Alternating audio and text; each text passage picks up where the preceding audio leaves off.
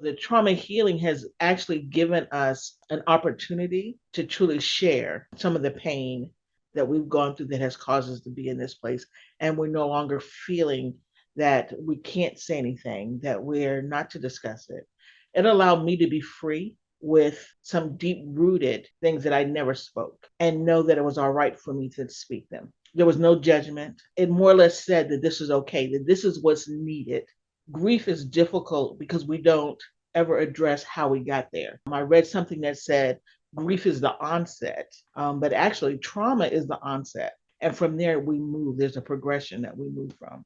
It brought to the forefront things I had never really talked about, or I had talked about, but just like grazed over. I never spent time in that space, but it also allowed me to see how the things in my past were connected to some of the things I was going through in my present time.